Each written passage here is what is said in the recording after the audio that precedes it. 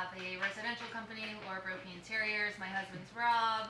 He runs really the business side of it all, and we also have Brophy Market, which is a showroom, and that's who we are. Yeah. I'm Tarek El Moussa, and I flipped a whole bunch of houses on TV. Anybody seen any of them? Oh, we asked you this. We had one person saw one. Everybody's seen what you've done. So yeah, obsessed with real estate. I buy houses, I fix houses. I have houses all over the country. I buy apartments, I fix apartments, I build apartments. I build self-storage. I'm obsessed with real estate, obsessed with learning, and I think the future is very exciting. It's very exciting. I'm Bryan Burkhart. I build $100 million worth of houses a year here in Newport Beach, Laguna Beach, and the Gold Coast. I love what I do. I love the challenge. I love everything about the art of it. That's it. I have a question. Is it okay? Mm-hmm. Yes. Sure. I have a question for you. Where would you invest next if you were going to buy it? Oh, me? Yeah, what city? That's a great question, and I can answer that very, very fast. I literally just launched a fund focusing on Orange County, California, for one specific reason, the housing crisis. So, because the housing crisis, the state of California has said, I don't care what the city says, you guys can add up to like 4 ADUs on properties now. Right. And then also anything zoned residential 2 R2, in most cases you can now build up to 10 units. So I just bought a house in Buena Park a couple of weeks ago, it was one of many, tearing it down and building 10 condos. We're going to lease those condos out for 7 years, then we're going to sell them individually. So the biggest opportunity I see is buying and holding Southern California real estate today, taking advantage of the housing laws that are in place right now that are not going to be in place in the future. How would each of you rate the impact of the international tariffs on your areas of focus, and do you anticipate it getting any better or worse within the next year? Start with you, Laura, interior designer extraordinaire. Okay. I feel so awkward talking into a microphone because I sound so weird, but thanks for having me here. And I think it's an interesting topic. I feel like the tariffs are affecting us maybe a 3 to a 4, I would rate it. And I think in the future, I do believe that it's going to get better. I don't really see it getting much worse. That's what we're at least seeing. A lot of the manufacturers that we're working with are really working with us, and some actually have not even increased their pricing. And then the ones that are, if we're doing it internationally, they're actually, we're working with them to discount, to work together, to split costs. So yeah, we're navigating through it. Tarek, what about you? You operate in so many levels. Well, I already forgot the question. All right. What was our question? Scale of 1 to 10, 10 being the most severe. How has the international tariffs impacted your area? Oh, nowhere near as bad as those interest rates. Not even close. Yeah. You guys know, that was a joke, everybody. By the way, hi, I'm Tarek. Nice to meet everyone. So the interest rate hikes have been way worse than the tariffs. And my opinion on the tariffs are they're going to be short term. I don't think they're going to last very long, and they're going to be irrelevant if the interest rates drop. And I think it's just part of the overall plan to slow things down, to bring back normalization of pricing. That's what I think. So, I'm not seeing major effects right now, but in general, we're seeing inventory increasing across the country. We still have high interest rates, but I do see it potentially slowing down building. But Bryan would know better than me. Actually, I don't think I would, because we're in different businesses, you and I. Yeah. Luxury, absolutely. And you're just, don't get me, I'm not putting down what you do by any means. Can you guys hear me? Yeah. I'd say it's a 5. And when we get deeper into the conversations, I'll say why I think it's a 5. But we have to be clear that between May 1st and May 15th, every plumbing fixture in this country went up by 20%. Kohler raised it by 20%, Toto raised it by 20%. Do I think it's going to get worse? I've talked to a lot of my friends, because all my clients are basically money guys, doctors, important people. And I called them all week. It's kind of made me nervous, this conversation, but I want to hear what they all had to say. And they all seem to think that in 6 months to 8 months it's going to work its way through. But nobody knows what the hell's going on. Nobody. There's no way to know. That's why no broker on TV is telling you what's going on. Nobody knows what's going on. Yeah. Well, that kind of brings me to my next question for each of you, which, can you all hear me? And I'll let you guys circulate the microphone. But my next question was, has there been a moment where you've been hit with like a sticker shock, seeing a jump in the price of the materials that you use from overseas suppliers that you have used perhaps for years or a long time? I'm interested in hearing if that's happened yet and what that was like. You mentioned a 20% hike in the plumbing fixtures. Is that kind of across the board of the materials that you use to build these luxury projects? Absolutely. So we're talking about Toto, which is one of the most famous brands. You have Kohler, which would affect him very much so, as much as it affects me. We got warnings from our suppliers, and again, when we get farther around this, I'll explain kind of what we're doing to make up for it. Mm-hmm. But that's a no-brainer. Everything went up by 20%. Now, how does that affect Lori Brophy or Tarek? I don't know. They can explain that. But for us, it's a 5. Yeah. Yeah. I mean, I would say overall, with the tariffs, you know, I don't know, Brian, I don't know if you agree with this, your overall project cost could be going up between 7 to 10%. Would you agree with that? If you start adding everything, mortgage payments are higher than they've ever been. We have less housing than we've ever had. So it's just more and more pressure on the consumer. With that being said, we have a major housing shortage because during the Great Recession, all the builders went out of business and they stopped building houses and the population did not stop growing. So even though we have all these tariffs, the cost of building is still going up. We still have a major demand for housing. Now, is it affordable? Not so much, but are they still selling? Yes. So I feel like it can't get much worse than it's been, to be honest. You know, and that's the truth. Like, if I think about the real estate market in 2022 versus today, when the rates were under 3%, when I bought 91 houses to flip in Southern California, and then sold them when the rates were 7%, it was a bloodbath. I feel like we've already been through the worst parts of the real estate recession, and I don't think the tariffs are really going to hurt the real estate market. I really, really don't. I think they're going to be short term. Mm-hmm. Yeah. Laura, what about for you, for the kind of products that you might source from overseas? There are definitely, we've had appliance manufacturers who I know we've been having price increases, but I think for us it's so much, I mean, a lot of our business is transparency and communication, and this isn't just happening to us, it's happening to everyone, so it's such an easy conversation to have with people because everyone is in the know, even though we don't really know what's going on. But I think it's just being open with our clients and letting them know, like, hey, this price could change next week. You know, nothing is certain, and you know, also doing our due diligence. I mean, we're really lucky to have an amazing purchasing team who is on the lookout. We do a lot of international orders, and we have had some things come in where we ordered something, candles. It came in and it was misclassified, so it's supposed to be a 10% tariff, and it came out to be like an 18-20% tariff, and they misclassified it. So then it's them going back and going, hey, these are candles, this is a homeware. So there are things that you can, you know, do and work with your teams to make sure that you're checking, to make sure that you're being, you know, that it's accurate, because it's across, I mean, the numbers are all over the place. Yeah. Which makes it very hard, I would imagine, to just kind of anticipate what a cost is going to be. Brian, I want to come back to you, luxury home builder. I'd imagine, you know, obviously you're working with high-end clientele who kind of understand the nuances of economics and what's happening in the world. But you're also sourcing a lot of high-end products, everything from Italian marble to European oak. I'm wondering if, at least in the immediate, with the projects that you have going now and then maybe within the next year that you're starting to conceptualize, if there's a point, if there's going to be a threshold where using those kinds of products no longer makes sense.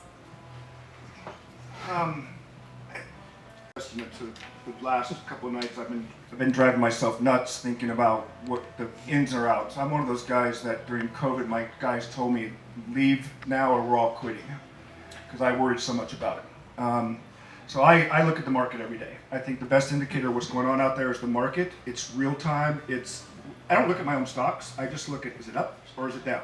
How much is it up? How much is it down? And then the first thing I do is I go look and see what is theoretically causing these things. So I do that because my clients are doing the same freaking thing. I want to know what they're thinking about uncertainty and that stuff. For us, I think Laura, you and I are probably in somewhat the same place. I'm very blessed. I started out doing $15,000 bathrooms in Yorba Linda, 20 years ago, and we have built ourselves to the average project is probably a $7 million construction budget. We do houses anywhere from 7, 10, 12, 20, and more. And so when my clients say, well, hey, can't we save some money? I go, sure. Instead of buying Sub-Zero, buy Thermador. And they go, I don't want to do that. So I'm They kind want of, what they want. yeah, so it comes back to that same thing. I'm like what we think we coined, the Gold Coast, which is basically Newport Beach, Laguna Beach, Dana Point, San Clemente, where it's almost every project I do, I look at the ocean.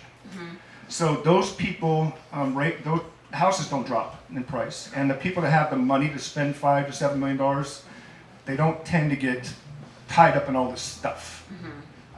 So quick answer is, I don't feel like my clients care. They're not like someone in maybe Iowa that's building wants to buy something for $450,000. Yeah. But it did scare the crap out of me, all this stuff going on, because it's not just tariffs. It's not just, we started this thing in with COVID. Think about, I was in this business in 2008. Yeah. Then COVID, then interest rates, and now this. It's always something. Yeah, it's Sorry, always sorry. something. No. I want to into their net worth. People that own real estate, stocks, business. Okay, what happened to everybody's net worth? It literally, you guys think about it, doubled. So do you think wealthy people that have hundreds, if not thousands, of houses or apartments care that they're paying for the tariffs? Not so much, because someone that had a net worth 6 years ago, 50 million, they have $100 million today, and that's a huge jump. Right. Now, who's really going to suffer? The Right. first-time buyer, the entry-level buyer. Why? Because the cost of construction is already way too high. The affordability index is off the chart. People cannot afford entry-level homes. So now you take entry-level homes, you increase the price on that, and what happens then? It makes it even worse for the first-time buyer. So if you really look at all the problems we're facing, I don't see it happening in the luxury market, because the luxury market has more money today than they've ever had in their life, and they've acquired that money over the last 5 to 7 years. So who's really going to be hurt by this? It's So have you, because I know you deal a lot with the middle market, how have you had to change the way you do business at all? I mean, you work on so many levels, from investing to flip to, Yeah. and working with homeowners on, or trying to create their own dream home. Yeah, so I mean, here's the reality. In residential real estate, this is an emotional business. So the buyers aren't saying, what are the tariffs, what are this? They ask this one question: what is my payment gonna be? And based on that payment, that determines the price of the home they can buy. And if the tariffs cause the prices to go up, that means they're not gonna be able to buy as nice of a home. But the fact is, we have a housing shortage and people need housing. So we still have demand, and especially in Orange County, California, we have a ton of demand. Is there one area of the country where you feel is gonna be really hardest hit between high interest rates and the tariffs? 100%. So like if you look across the border now in Florida, Florida's getting beat up really, really bad right now. Arizona's getting beat up really bad right now. I think we're seeing some in North Carolina. And why is that? If you look back to the Great Recession and you identify what markets during the Great Recession went up the most, those are the markets that went down the most too, but they also rebounded the best. So what happened was, with the influx of demand in Austin, in Tampa, in Miami, right? All these people went there, so now we have all this excess inventory. But if you ask me what's the best place to buy real estate for the future, it's going to be in those markets, because the demand is still there and it's going to rebound. Sorry, one thing you guys, everybody here can relate to, go to Palm Springs. I've been looking at houses in Palm Springs for, yeah, you're selling a house in Palm Springs. It's so expensive. And it was so expensive, but in the last 4 months, Miserable. they've dropped 30%. Wow. You guys want to buy something in Palm Springs? I'm not saying it's the time to do it, but we were looking at things, Jen and I, for 1.5, 2. I'm like, Palm Springs, were they buying it for 300,000? Now they're going down to $1 million from 1.5. Yeah, I just sold a house actually. I think we had it pegged at selling for 3.6 and we ended up selling for 2.9. So I mean that's a pretty big spread. Laura, I'm going to jump to you real quick. You deal a lot with the aesthetic side of things, how it all looks, and there's so many amazing products that hard materials, soft materials, decor that can be sourced from around the globe. So I'm wondering how big of a role is sourcing globally in your craft of creating these engaging, beautiful living environments for your clients?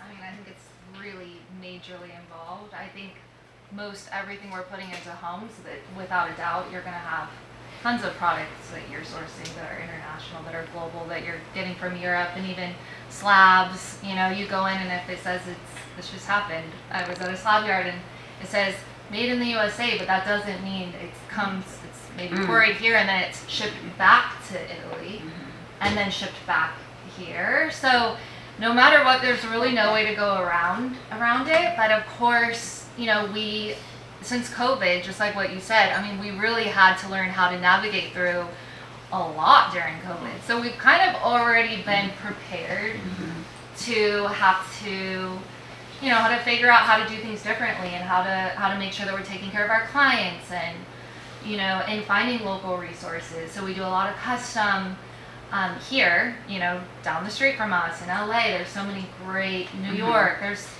amazing artisans that we're really lucky to have here. And the other thing that I'm noticing happening is that there's also some people, like there's a lot of knockoffs as well. And so, you know, we find that now a client maybe that didn't want to spend the money for like a beautiful light fixture, you know, they wanted to get the knockoff from China. Well, now they're thinking twice about it. So I think that there's still there's some positives that we're seeing through it all. And I think communication is good. Anytime that you can talk to your client and be able to talk why we're sourcing here, why we're wanting to use, you know, a furniture piece here instead of, you know, Indonesia. Right. So I'm curious, from each of you, what percentage of the products that you use, the materials that you source, are from overseas? And do you see that percentage shifting in the near future? What percentage? Well, Please. I don't know the exact percentage, but I do know this. The business I'm in is totally different than the business you two are in, meaning you have clients that want certain looks, certain materials. You're dealing with high-end homes, right? So they want those appliances, they want those counters. With my business, I am the client. And I don't care where it comes from as long as I get it here fast and it doesn't cost a fortune. So because of the tariffs and everything that's been going on, we are pivoting, focusing on buying materials that are here, that are in stock. We're changing designs because at the end of the day, we have to focus on speed. So I know the tariffs are causing a lot of headaches, right? Because pricing is going up, but at the same time, you have people like me, okay, like what's American made? What's in stock? What doesn't have tariffs? What's cheaper? What's on sale? So if you were to ask me in a couple years, we're going to have robots doing all this in big factories by Elon Musk, but you know, the tariffs, we got it. And are you just as happy with those domestic products as the ones that you might have gotten overseas? 100%. Yeah. You know, 100%. And at the end of the day, it's an even playing field because everybody across the board is going through the same issues. Bryan, what about you? That's a really good point. Everybody's going through the same thing. For me, it's everything. Every single thing. There's no such thing as American made.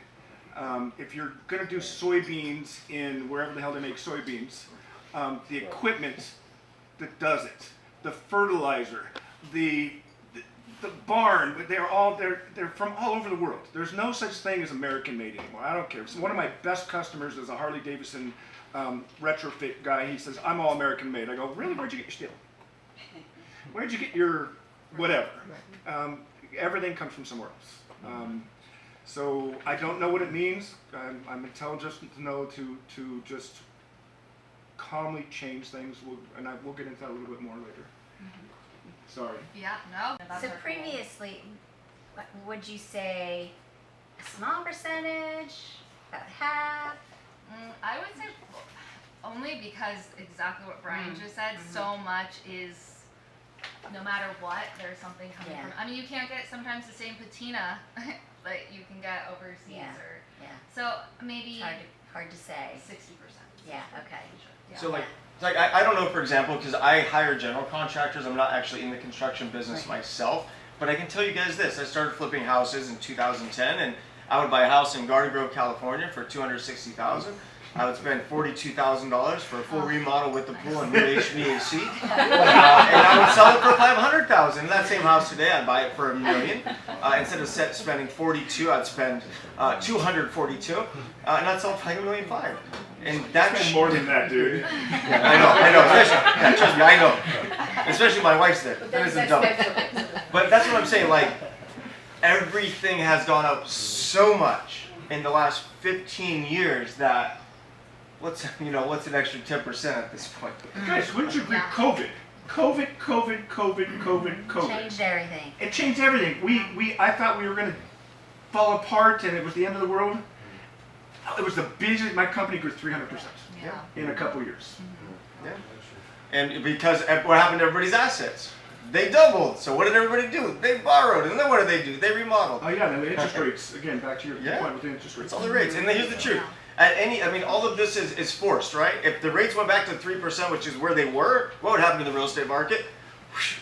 Would people be talking about the tariffs? No, they would say buy as many houses as you can before they double again. So at the end of the day, what's going to happen? I think they're going to have to drop the rates, or we're going to go into recession. That's what I think. And I don't think. Oh, sorry, not to interrupt you. I do not think we're going to go into a major recession because of this. We just got out of the Great Recession in this country, and the Great Recession literally killed the American family. And there is no way in hell this government is going to do that to the American family again. So I think we've already gone through the worst times when it comes to the real estate market, because since 2022 we've actually been in a real estate recession when it comes to like the real estate business side of things. But when it comes to like the construction and the demand side of things, it's off the charts because people have more cash than they've ever had, and we have less houses than we've ever had. Mm-hmm. So this kind of brings me to my next question, for the same question for each of you. I'm curious what kinds of questions your clients are posing, like right now. Are they concerned? And I would imagine it's different for each of you. But is there concern? Is it curiosity? Or is it just a non-issue? Start with you guys. Honestly, and it's probably a lot different for you, but because we have not had too many people questioning. Like, we haven't gone as much from our clients, my husband's we really haven't had too many questions about it. I think people just want you to help them make the best decisions for their home and help them through it, and we're really guiding them and making sure that they're making good decisions. And I remember clients saying that they thought that the pricing was going to go down after COVID. Everyone was like, oh my gosh, we should wait because it's going to go down. They insisted on it. They insisted on it. And I feel like that might have been why people aren't saying that now, because I think we're continuing, like what Tarek said, things are just continuously going up. Well, that's what should have happened. Prices should have gone down. Yeah. And that's why we're in this big mess right now. Well, there you go. Yeah. So for me, it's I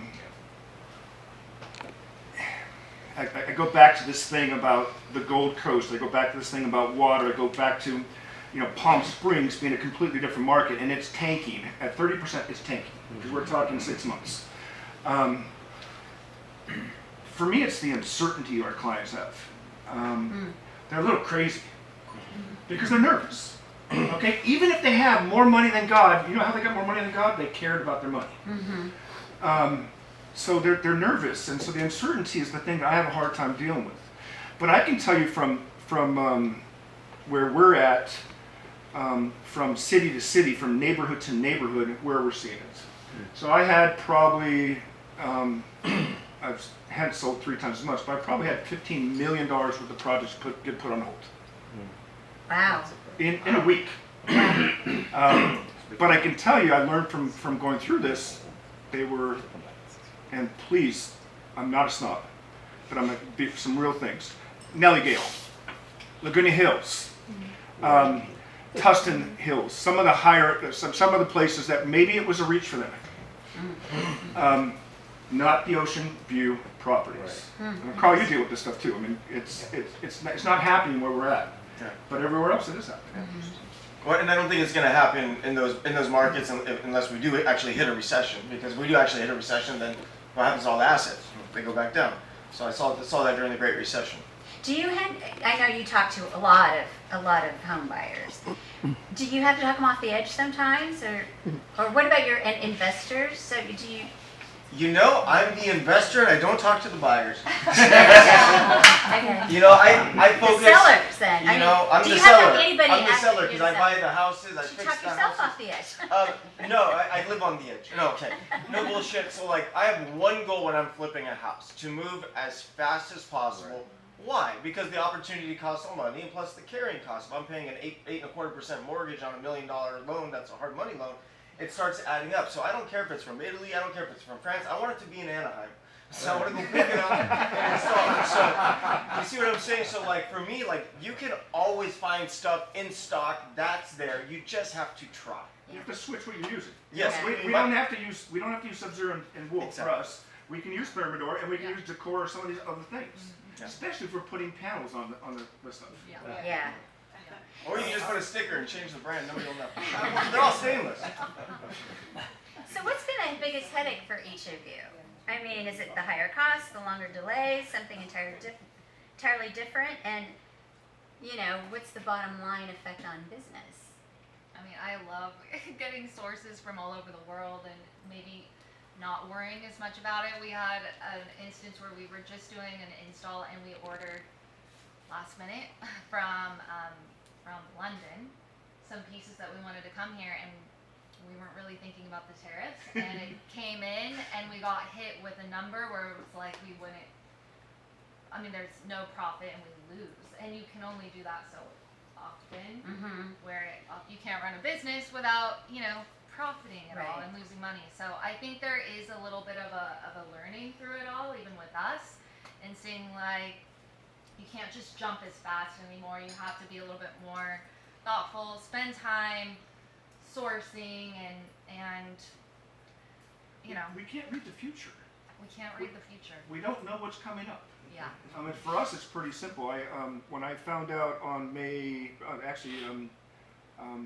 end of April that they were going to raise these prices for all the plumbing fixtures, I said, okay, what are we going to do? So my average house for plumbing fixtures is about $35,000. Let's make it up for a reasonable sized house. They're going to raise the price 20%. So right behind my warehouse here, I can get a storage unit for $350 a month. Multiply that times 12 months, which is the average bill, right? Put in there, how much money did I lose on the 20% when I could tell my clients, I'm sorry, I'm going to put the pressure on you. Go, go, go, go, go. Let's buy it, let's put it in the damn thing, and let's the problem be somebody else's problem. Yeah. Wood flooring is going to go up. Appliances are going to go up. Let's just buy them now, put them in, and spend the 40, whatever, Jen, the smart one. Huh? $5,000 on the storage, and you're going to make it up 100 times. And they like that? The clients have been, let's They're do it? getting it. They're getting it. I mean, they're all pushing back. It's back to the COVID thing. Oh, you know, things are going to get easier. Everything's going to get cheaper because no one's going to have any work. Yeah, I know. Fudge.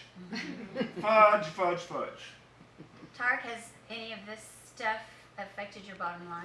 Oh, I already forgot the question. I'm sorry. Oh, no, that's okay. I'm the worst.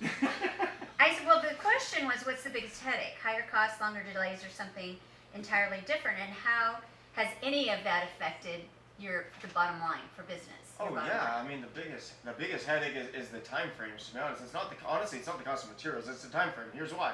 I mean, I'm sure I'm paying a couple extra grand, but dealing with the cities and they're being overwhelmed from the pandemic, trying to pull permits, I'm paying 40, 50 grand in carrying costs when I should be paying 5. So the tariffs aren't hurting. It's the extra carrying costs that are hurting because the cities are so slow. We just hit a big point with it, and that's the difference between most of the country. The Gold Coast is one thing, but most of the country, they will switch to a different product. I've worked with Tarek a little bit, and he's absolutely right. His business, get it done. We don't have to have a touch faucet. Let's get another faucet. Get something different. Now for Laura and I, that ain't gonna fly. We want to touch the faucet. Different business because you guys are working with clients that are personalized and they want specific things where I'm just trying to make a house as fast as cheap as possible. That's amazing. And which is good for the country. Yep. It is. Yeah. So, biggest headache? Yeah, I mean, same thing. Same I thing, mean, okay. Yeah. Laura's getting beat up by 2 alpha males. Can I say my first wife or no? Yeah. That's my biggest headache, my first one. Okay. I had you guys. Come on, tell me someone watched the flip off, right? Somebody? Okay, I got one. Nice. You like it at least? Yeah, I do. Okay, I got one. There you You're go. awesome. Thanks, everybody. Okay, so I'm about to wrap it up, but I'm wondering if there's anything that you want to add to the kind of the conversation we've had so far that we haven't touched on, that you think is I'll say a few final words here. I do have a last question. Sure. I mean, here's what we have. We have, I think, about 80% of the country with an interest rate below 4%, which means we have a major housing shortage because two reasons. One, people will not move because the rate's too low. Or number two, even if they want to move, they can't afford to move. So that's a huge problem. Population has grown exponentially. Things are more expensive than they've ever been. And I think all of this is just short-term pain. And I really do believe the real estate recession started in 2022.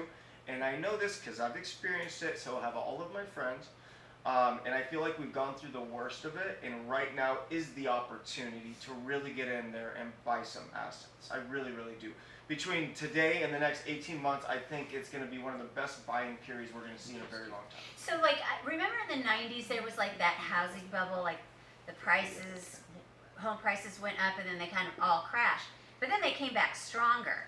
So do you see like a bubble bursting and then going up, or do you just see this, it just inflating? No, so the bubble burst so bad during the Great Recession that it, like I said earlier, it killed the American family.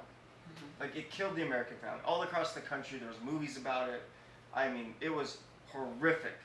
So I literally think they will let inflation run. They will do whatever the hell, do tariffs, whatever it takes to not hurt the American family. So I actually feel like when it comes to housing, we're safe. Now, where I do think we could run into a little bit of trouble is going to be commercial real estate. Mostly because of the way that commercial real estate's been purchased over the last 15 years, because historically, you couldn't go out there and publicly market and raise capital to the public. But now with the laws that changed about 15 years ago on social media, you can now market and raise capital public, which means the amount of demand of people buying commercial assets has gone exponentially higher. And if you look at the interest rates on commercial assets across the country, a lot of them were on 3 to 5 year loans. They had rates of 2.5%, 3%. Well, those are adjusting. And the difference is with the residential real estate market, if the property values go down, the bank doesn't call you and say, hey, you got to write us a check. You just, as long as you make your payment, you keep your house. In commercial real estate, it's not the same. If your cash flow goes down, the bank's gonna call you and say, you owe us a check for $4 million, you need to rebalance your loan. And what's happening is people don't have those checks. Because it does seem like the commercial real estate industry is already hurting. I mean, Hey, Laura, Is aren't it you gonna glad we're not in his business? I am. Yeah. Yeah. So glad. It's not the same business. No, And that's out of respect. Because No. you're doing what you're doing. so much. Yeah. I It's love so it. different. I love hate it. it. I'm buying, you guys, I'm buying buildings 30 to 40% off. I bought a building in Texas, 405 units for 41% less than someone bought it for 3 years ago. What do you think the price of that's going to be in 10 years? Do you think it's going to be less or more? More. It's going to be more, right? So it's all just about buying the right things at the right times. Okay. All right. Okay, so my wrap-up question for each of you. Is it a hard one? No. But you kind of touched on it, or Brian kind of touched on it a little bit earlier. But how do each of you see your niche in the industry changing in the next 15 to 20 years? How do you see the needs or desires, maybe in terms of technology or in terms of residential creature comforts, evolving in the coming years? You're nodding, Tarek. Why don't we start with you? Oh, geez, here we go. Again, I talk too much. Okay, I think every single thing we know across the board is going to be different. Not just in real estate, I think in life because of artificial intelligence and crypto and blockchain. I think literally the world is changing in front of us and most people don't see it. I think the human involvement in real estate transactions are slowly going to diminish because of the AI platforms that are being built and launched across the country today, and they're going to get better and better. If you guys remember when we first got the internet, anybody remember that? AOL? Like 400 hours to print a photo, and now we have computers on our phones, so that's AI today. And I think with data and technology, it's going to be so much easier and safer in the future for consumers because they're going to have real protection, where today they don't have protection because there's so much human involvement that's chasing commissions. Interesting. Laura, what about you? Mine is completely different. I feel like But I think for us, of course, AI is going to be, it's continuing to come more and more into our projects, as well as, you know, holistic design. That's something that we're really focused on. So how is AI becoming a part I mean, of you your can just tell, you know, you can like ask, you know, hey Josh, turn on the lights, or put down the Got it, shades, okay. or Mhm. you know, set my alarm. I mean, you can have like lighting controls. You can have your lighting that's just like following your circadian rhythm and Mhm. waking you up gradually. And I mean, there's just so much cool stuff that's, I think, coming in. And of course, we have things like ChatGPT and a ton of other AI programs out there that I think are changing the world. Mhm. But I think our focus is making sure that people feel good in the world and that they feel good in the environment. And I think that's our job as interior designers, is to make the world better through beautiful design, and because it affects how we live, you know, how we work, how we play, how we communicate with each other. And there's so much beautiful product out there, I think, for us to continue bringing into our clients' homes so that they live better lives. I mean, that's what our focus is, definitely on wellness and living in your home beautifully. Yeah. I like Right? I completely agree. For me, I'm at 56 years old. I'm not at the end of my game by any means, but when I turn 70 is probably when I'll stop doing this. But I love what I do. I like being. I'm by no means the #1 company in the area, but I'm up there, and I like being the highest quality possible. I love what I do. I love art, travel, music, wine. I love the things that we do, and so for me, my 15-year, 20-year kind of how we're going to get there is things are changing quickly. I have a house up for sale for $20 million on Harbor Island, where all the can lights are the size of the end of my thumb. Half an inch, and they put out more light than any can lights that are in here. All the doors are automated. We're actually switching from JAWS to Siri. Savant just got a tip. You talk to your phone. Hey Siri, I'm not gonna do that right now. Hey Siri, open the back door. Hey Siri, turn on the TV. Hey Siri, do this. It's all Apple's got together with Savant to do that kind of stuff. But is it listening to I know. Sometimes when I don't want it to listen to me. But really what I've done is hired guys like Curtis, young guys that take over my job. I have 5 people that have my job so that I continue to be involved because I love it, you? Yeah, but I don't want to do all the hard, heavy lifting. sure. Yes. So that's, I don't know if that answers the question, but that's what it means for me.